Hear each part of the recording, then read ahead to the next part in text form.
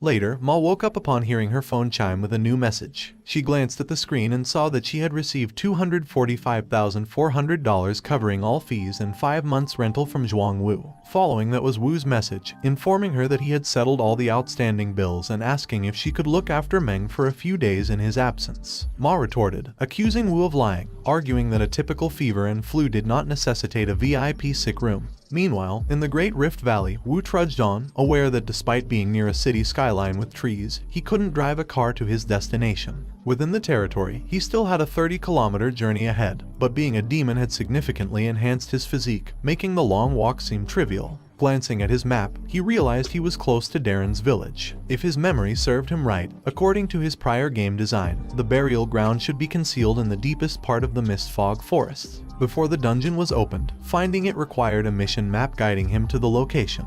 He also knew he could obtain this mission at Darren's village. A neutral site, this village hosted a significant number of high-ranking players and served as a critical resource supply station in the western defense area. Within the village, a man asked if anyone could hear him, asserting that those wanting the mission should present him with an attractive girl for company. One of the men, angered, unsheathed his sword, but his friends, calling him Xiao Hao, urged him to calm down. They explained that attacking an NPC could lead to blacklisting, a wanted poster, and pursuit by players' associations. Hao, frustrated, complained about the man. This drunken scoundrel had been swindling them for food and drinks daily, and he had depleted half a year's worth of his savings without the man providing any equipment in return. Suddenly, Wu appeared, exclaiming his relief at having found him. As Wu approached the man, Hao intervened, warning him about the man's deceitful tactics. The man suggested to Wu that if he desired a good mission, he should bring him attractive women for company. Wu opened his inventory while Hao continued to caution him about trusting the man. Wu thrust a risque magazine in the man's face, causing surprise and curiosity. Wu then unveiled a stack of similar magazines, questioning their appeal. The man hastily snatched them from Wu, but stated that good missions weren't distributed so freely. He was thirsty and wanted Wu to bring him some wine. Wu promptly produced a 53% Maodai liquor, assuring the man it was no issue. Hao watched in disbelief, aware that the Fly to the Sky wine Wu displayed was valued at $5,000, and he was using it merely to secure a mission. The man greedily grabbed the bottle and drank instantly. Pleased, he commented on the quality of the wine, noting Wu's sincerity, but still demanding a love letter to his neighbor Juliet before he would consider offering the mission. Struggling to control his anger, Wu set about writing the love letter. Hao, reading over Wu's shoulder, was impressed with Wu's eloquent and sweet words. However, upon delivering the letter, Wu was greeted with a punch to the face from an enraged butcher, threatening to maim them if they continued to harass his wife on behalf of the drunken man. Wu found himself infuriated, wondering who could have designed such a ludicrous mission. The drunken man, pleased with Wu's efforts, offered him a mission. An interface popped up before Wu, showing that his task was to retrieve the remains of the drunkard Ka Lin's son, Ka Shanda. The young man had gone adventuring and had never returned. It was rumored he had perished in the burial area, and Ka Lin was hoping Wu could bring his son's remains back. Wu accepted the mission, and Ka Lin presented him with a map to the burial area and a bell to use in a crisis, as the area was fraught with danger. The map marked the location of the burial area and a bloodthirsty demon tree, while the bell, named the Undead Bell, was B rank and capable of dispelling undead. It was created by Ka Lin in hopes of bringing his son's remains back home, and, upon use, it would deal a significant amount of damage to undead and death spirits and impose a silence effect lasting 10 seconds. The other players eagerly asked Wu if Ka Lin had given him a piece of equipment and if he was willing to share the mission. One player, a level 47 archer, suggested they join forces to complete the mission. Wu thanked them but insisted he could handle the mission solo and advised them to continue their activities. As he exited the house, he failed to notice several people watching him from above. One of them instructed his team that once Wu left the village, the mission and equipment would be theirs. Later, Wu dashed away on his mission, pursued by robed individuals. A child pointed at Wu and informed her uncle that Wu was the recipient of the historic rank mission. She then proceeded to tail Wu, suggesting to her uncle that they should keep watch to discern the nature of Wu's assignment. However, one of the robed men menacingly licked his blade, remarking that the girl was rather fetching, prompting her to query about their intentions. The child's uncle, Chen, promptly gripped her shoulder, explaining to the man that she was immature and imploring him not to take offense. Meanwhile, the girl protested to her uncle that the men were malicious. In response, Chen scolded her, stating that children should not interrupt adult conversations. One of the robed figures suggested they depart to avoid losing sight of Wu, and so the group departed.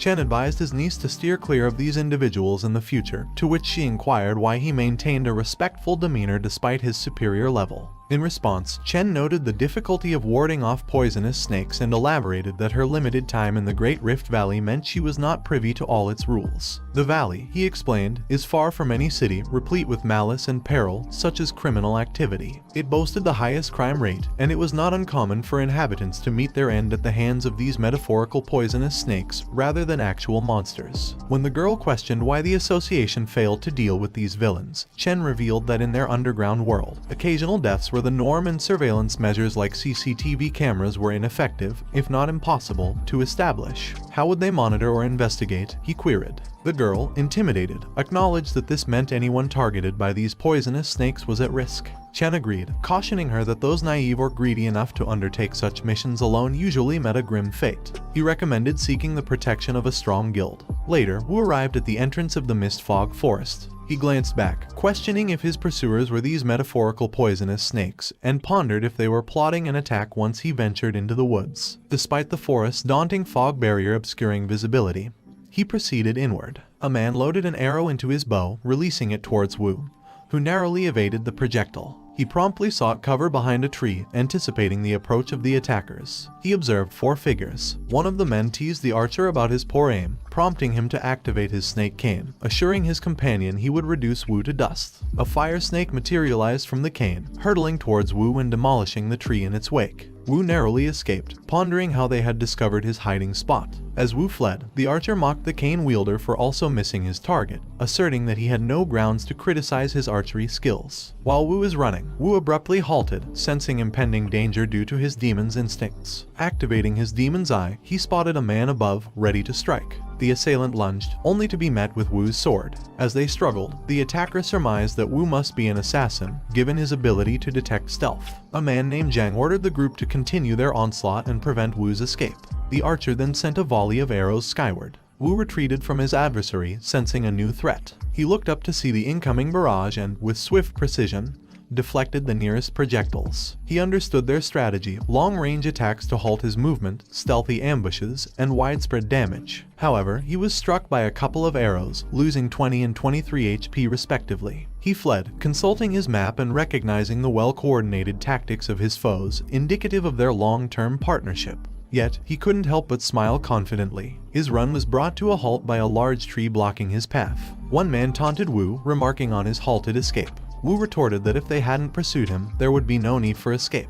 The archer, incensed, aimed an arrow at Wu, declaring his impending demise. However, Wu calmly dodged the attack, causing the arrow to strike the tree. Unexpectedly, the tree stirred, its roots writhing. It was the wild boss, the bloodthirsty demon tree, roused by the arrow's impact. The guardian of the mist fog forest was level 42, B rank, with special skills in puncture and bloodthirst. As the roots ascended, the archer's bravado melted into terror. He turned to their leader, Zhang, pleading for rescue as the boss seemed to have locked onto him. The archerman shouted in panic as the threat approached him. One of the men asked Zhang how they could possibly defeat it, given that it was at level 42. Zhang responded, noting they seemed to have fallen into Wu's trap. As the enemy was about to attack the archerman, the man implored Zhang to rescue him swiftly. The cane-wielding man activated his snake cane, but inadvertently hit the archerman instead. Injured by the boss, the man queried his companions about their treacherous actions. They explained that the boss's aggression had been drawn by him. Thus, after his demise, the boss's attention would be redirected to the closest person.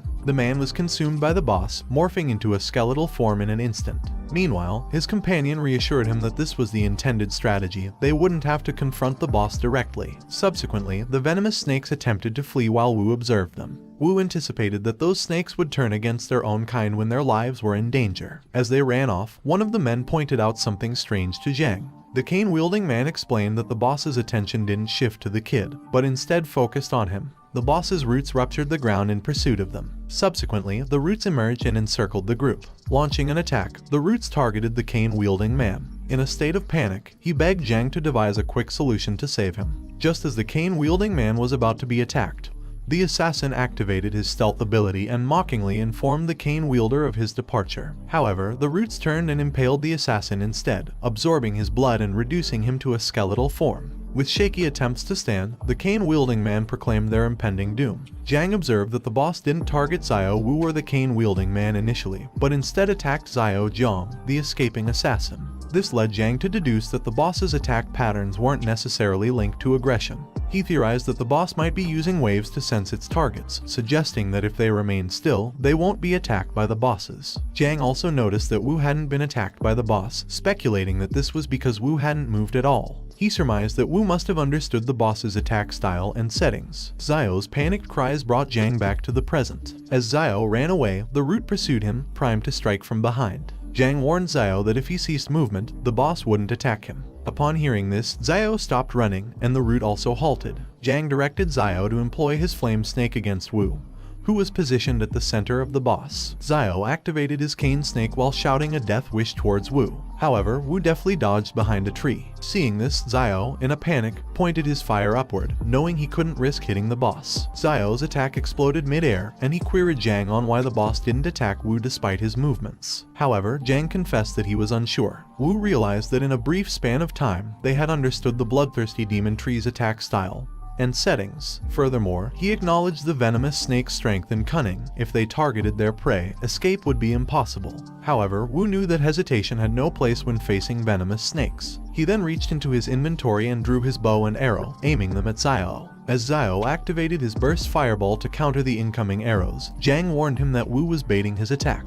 His fireball struck the boss, sending Xiao into a shock and panic. Swiftly, the roots impaled Xiao. Wu took aim once again, this time targeting Jang. Jang deflected the arrows with his sword, shifting into berserker mode while challenging Wu's arrogance. Determinedly, Jang charged towards Wu, promising to demonstrate the chasm between their abilities. Jang knew that the boss might have an area it didn't attack, otherwise, he couldn't explain why the boss didn't attack Wu. Jang severed the roots, warning Wu not to assume safety simply because he hid behind the boss. Wu relaxed. Jang, that bastard, is so powerful, he thought, witnessing Jang fighting toe-to-toe against the boss. Wu knew that a berserker could enter berserk mode, an effect lasting for 5 minutes, granting the player an additional buff of all attributes increased by 50%. Jang, breaking the ground beneath him, leaped towards Wu, shouting threats of impending doom. Wu was aware that the bloodthirsty demon tree might be a wild boss, but it was far from weak, proving stronger than some C-rank dungeon bosses. Wu then wondered where Jang's confidence to kill him came from while facing such a formidable boss. Suddenly, he realized it must be an artifact. Jang was holding an artifact named Flame Dragon's Roar. It was a D-level artifact. Its effect stated that the Flame Dragon's Roar, unsealed from a crystal ball, dealt large-scale area damage and had explosive power. Jang lifted the Flame Dragon's Roar into the air, shouting for Wu to meet his end. It made Wu realize that Jang was recklessly daring because he was holding a dangerous artifact. Then, Jang released the Flame Dragon's Roar, causing a large explosion.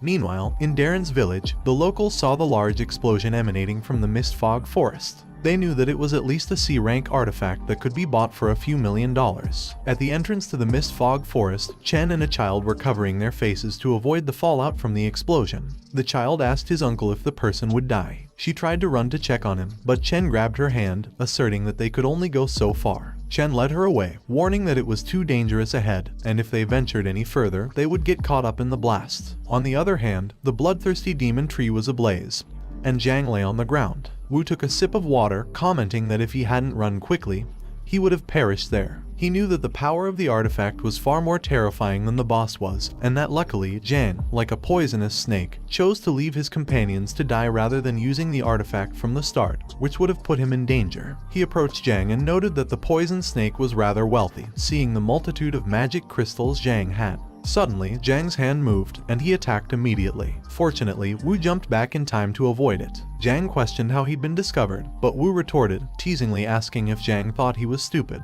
He explained that when a player dies, their dropped items are neatly arranged, not scattered haphazardly. He accused Jang of throwing his items out as bait, thinking Wu would be blinded by greed, and then planning to attack him while he was distracted by the items. Jang laughed, commending Wu for being perceptive, even suggesting that Wu was more of a poison snake than them. However, Wu knew that he was the game designer. When asked how he survived the explosion, Jang revealed that he was on the verge of death, so there was no harm in sharing. He explained that he had a unique piece of equipment that allowed him to use 2 artifacts simultaneously, the Flame Dragon Roar and the Flame Dragon Protection. The latter cost more than $1 billion, intended for use against the goddess martial artist, but unexpectedly, it was wasted on Wu. Then Jang questioned why the boss hadn't attacked Wu, as he couldn't understand.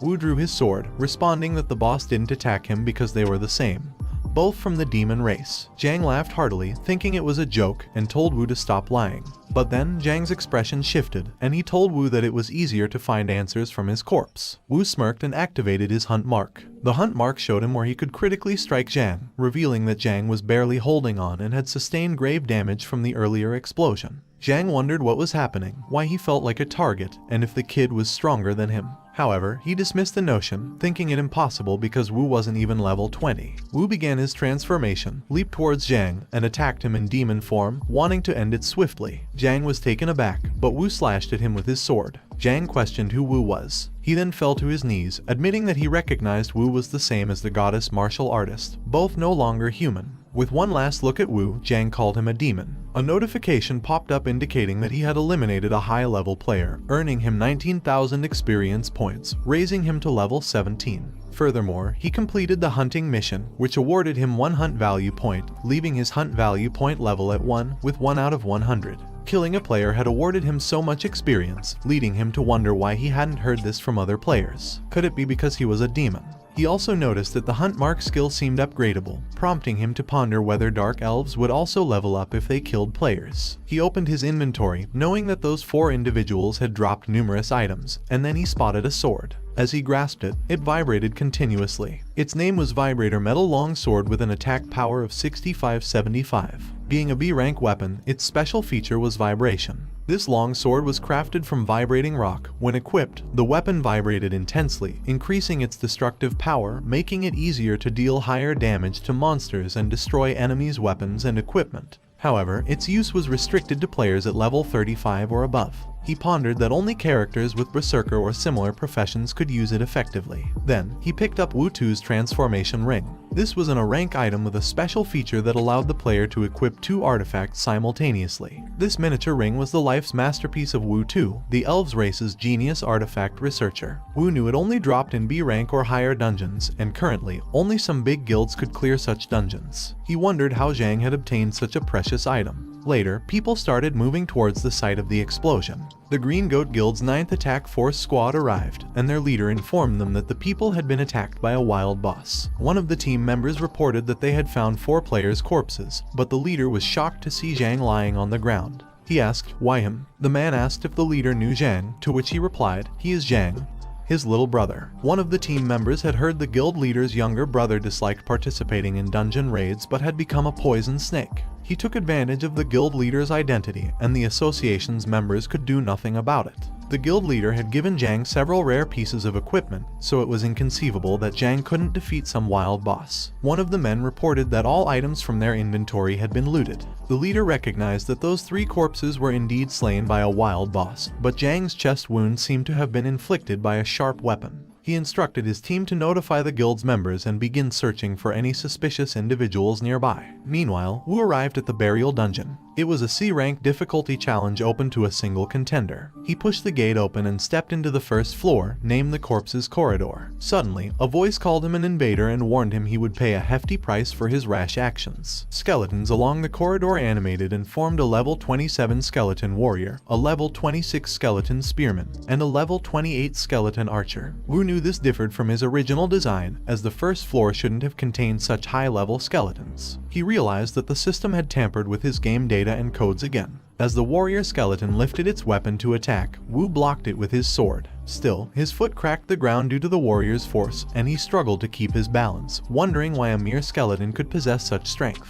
While he was occupied with the warrior skeleton, the spearman skeleton lunged at him from the side. Wu spotted it just in time and jumped midair to evade the strike. The archer skeleton took aim while he was airborne. Understanding that fighting in such a confined space was to his disadvantage, Wu noticed the archer skeleton release an arrow towards him. Luckily, he managed to block it in time, but the powerful force still sent him crashing against the wall. He marked the archer skeleton, knowing that tougher challenges awaited him, but he couldn't afford to back down. His plan was to deal with the archer first, so he sprinted past the other skeletons to reach it. He decapitated the archer skeleton and struck its weak point, dealing 360 damage. His weapon's special effect added an additional 430 damage. He gained 300 XP and increased his hunt value by 1 point. Additionally, a notification informed him that his Baldur's Curse sword had absorbed the skeleton archer's soul. His soul power was now 1 out of 20, and each stack of soul power granted the user an additional 1% power, along with 2% Death Spirit's magic resistance. He acknowledged that his sword's special effect dealt more damage than a regular weak point attack. However, his low level meant his overall damage was not high.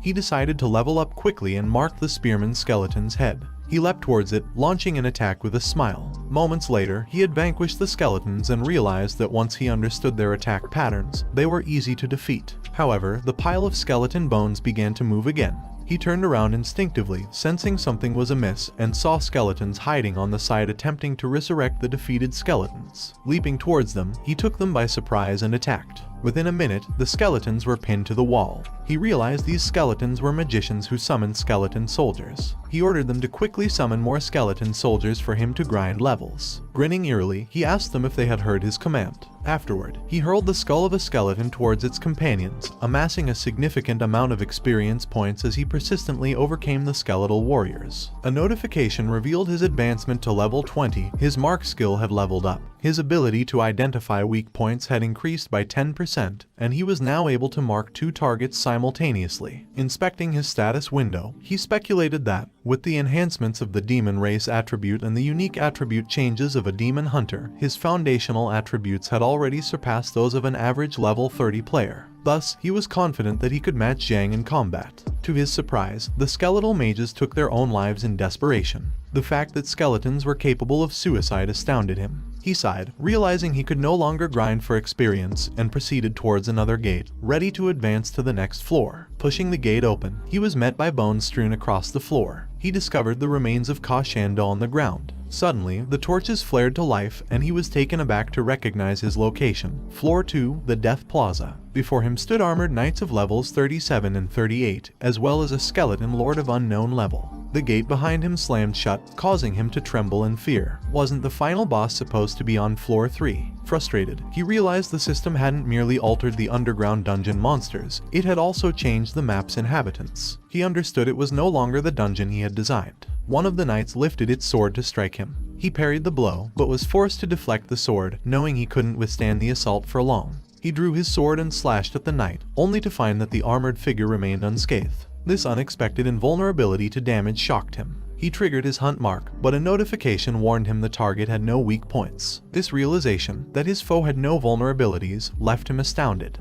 He then noted the knights were clad in the elf tribe's netherweave armor. When one of the knights lunged at him, he attempted to fend off the assault with his sword. He quickly recognized the attack's overwhelming strength, realizing it was leagues beyond the skeletons he had just vanquished. Unable to repel the strike, he was hurled back, the impact to his abdomen making him cough up blood. Looking at the skeletal enemies, he mused on the fate of the drunkard's son who had met his end there. The knight advanced towards him, halting just in front of him. He considered the likelihood of meeting his demise in this very dungeon. As he contemplated the inherent risks and dangers a player faced in dungeons, essentially staking their life, the knight launched a relentless attack. Collapsed on the ground, he felt his heart cease to beat. He was so fatigued he couldn't summon the strength to stand, leaving him to wonder if this was the end. He envisioned Ma and Meng, offering them a silent apology. A notification alerted him to his heart's failure and the consequent activation of his demon's secondary heart. Thus, the demon heart activates. He was lying on the ground, and the knights were looking at him. One of the knights raised his sword to deliver a fatal blow, but he opened his eyes and immediately stood up before the sword could strike him.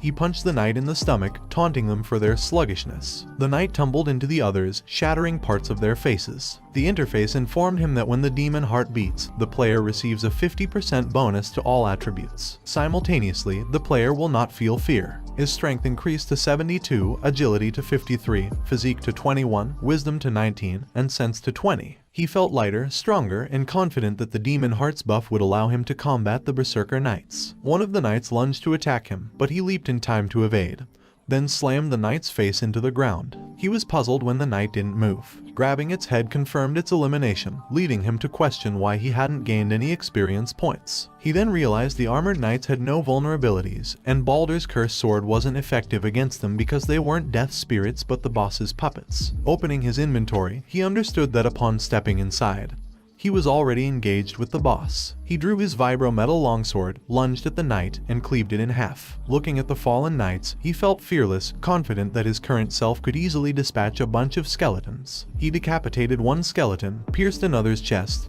and shattered the remnants with a powerful stomp. A few minutes later, he finally defeated the knight's skeletons and confronted the skeleton boss. He looked up at the boss and was taken aback to find it standing, its gaze upon him. The pressure was palpable. It unsheathed its sword and swung it through the air towards him. Although the strike didn't hit him, he understood the vast power gap between him and the skeleton boss. Stunned, he wondered if this was still a C-rank dungeon. He knew the boss had deliberately skewed its attack. If it had aimed accurately, he would be dead. Even with the demon heart and undead bell, his instincts cautioned him against combating this skeletal boss. The boss questioned if he was still human. The inquiry shocked him back to reality. He remembered the goddess's curse, and after defeating Zhang, he could gain experience. He replied affirmatively, he was no longer human. The boss announced that if he wasn't human, it wouldn't need to kill him. Surprised, he mainly wondered about the boss's intentions. The boss told him it could sense a familiar presence on him and instructed him to open his inventory. As he released various items from his inventory, he questioned if any were what the boss referred to.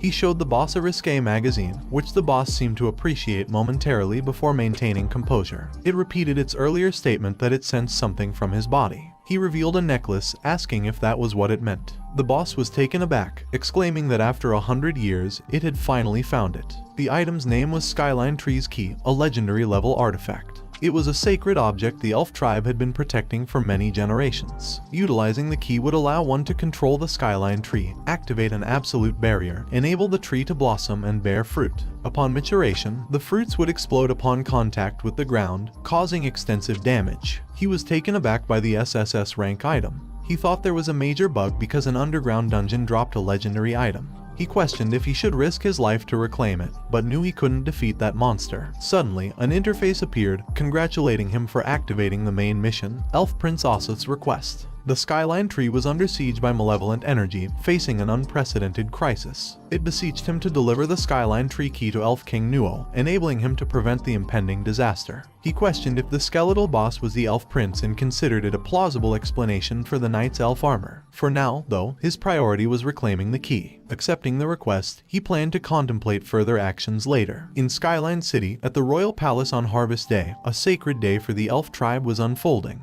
The elf prince, Osith, was reveling with others, unaware that within the royal relic chambers, an intruder was inspecting their treasures. This intruder had stolen the key to the Skyline Tree. With the loss of the key, the protective barrier of the Skyline Tree vanished, initiating a war between the Dark Elves and the Forest Elves. The elves blamed Osith's negligence for this disaster, so they stripped him of his title and banished him from the Skyline Tree. Osith, now ousted, embarked on a journey to retrieve the Skyline Tree's key. Unfortunately, he fell into an ambush within the Mist Forest, a fatal encounter for everyone involved. Osith's soul was then controlled by an evil entity. When he opened his eyes, he found himself transformed into the Lord of the Burial Dungeon, a prisoner in his own realm. 20 years prior, a human arrived. Osith did not wish to kill him, yet the malevolent energy inside forced his hand. Wu, realizing why Osith had previously questioned him about his humanity, was puzzled by the existence of this evil energy, as he had not incorporated such a concept into his game design. Wu informed Osith of his mission to save someone and asked for Lasso's tears. Osith revealed that he did indeed possess a bottle of the tears once, but due to his prolonged captivity and boredom, he had consumed it. Frustrated by this news, Wu realized he stood no chance against Osith but proposed the idea of making a soup from him. Osith, presenting a ring, calmed Wu and explained that Lasso's tears were not the only means of saving someone. He went on to share that Lasso's tears could have side effects, and the ring, named the Root Ring, might prove more helpful. The Root Ring, crafted from the roots of the Skyline Tree by the Forest Elves, imbued its wearer with immunity from all diseases. Upon hearing this, Wu was taken aback, while Osith simply remarked that the ring was quite valuable. Overwhelmed with joy, Wu told Osith that the ring was not only valuable but superior to Lasso's tears. Osith agreed to give Wu the ring, but in exchange, he asked Wu to perform a task. He wanted Wu to use the undead bell to free the souls trapped with him in the burial dungeon, victims of the same fate because of their loyalty to Osith. Wu cautioned Osith that using the undead bell could make the spirits disappear forever. Osith, however, simply smiled and accepted the potential outcome, acknowledging that they had already experienced death once. Wu was torn. The bell was a valuable artifact, and using it here seemed wasteful. However, not using it meant he could not acquire the ring to save Meng Meng. Wu activated the ring, and it emitted a brilliant light that enveloped the spirits. As the light faded, so did the spirits, with one bidding farewell to his prince. Osset bid goodbye to his brother Dean, and the souls who had remained loyal to Osset found their release from the burial dungeon. Wu queried Osset about his continued existence despite being a spirit, to which Osset responded that his strength prevented the undead bell from eliminating him.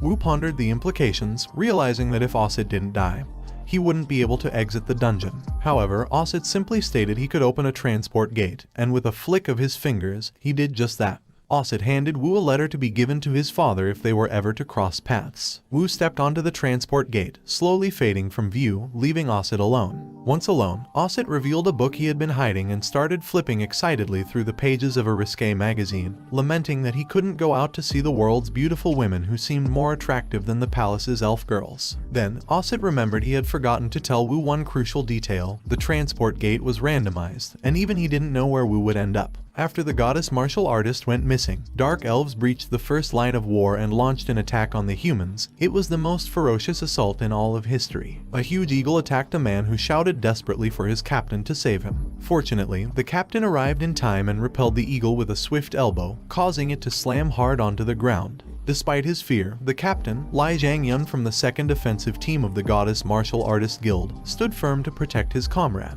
He extended his hand to the man, Zhang Hao, asking if he was alright. Accepting Lai's hand, Hao informed him of the deaths of Lu Xing and Zhang Zi. He expressed his despair, believing there was no point in fighting a war where their enemies hid in the shadows, controlling monsters as their pawns. Hao concluded they stood no chance of winning. In response, Lai emphasized their duty to defend humanity's first line of defense until their leader returned. Hao, with tears in his eyes, reminded Lai that their leader had already been missing for over a month, and his fear was mounting. He expressed his belief that they would all perish if their leader did not return. Suddenly, a solitary red petal drifted down, followed by a shower of similar petals. Lai, puzzled by this phenomenon, looked upwards to see they originated from the skyline tree. When one of the dark elves sounded a trumpet, their forces began to retreat, leaving the human soldiers bewildered. An excited Hao informed Lai that the elves were retreating and they had survived. Yet, Lai could not understand why the elves would withdraw when they were clearly at an advantage. The tree's flowers bore fruit, which started to crack and fall to the ground.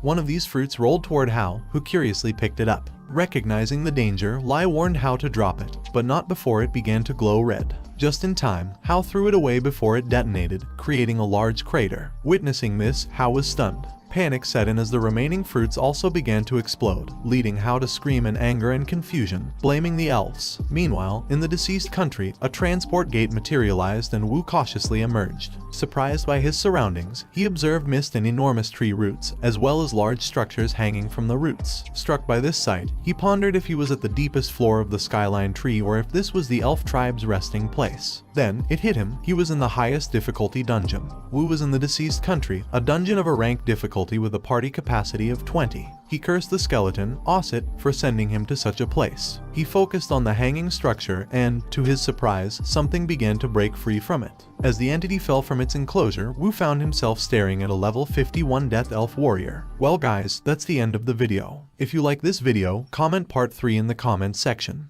Also subscribe to the channel, hit the bell and like the video. Thank you for watching and see you next time again.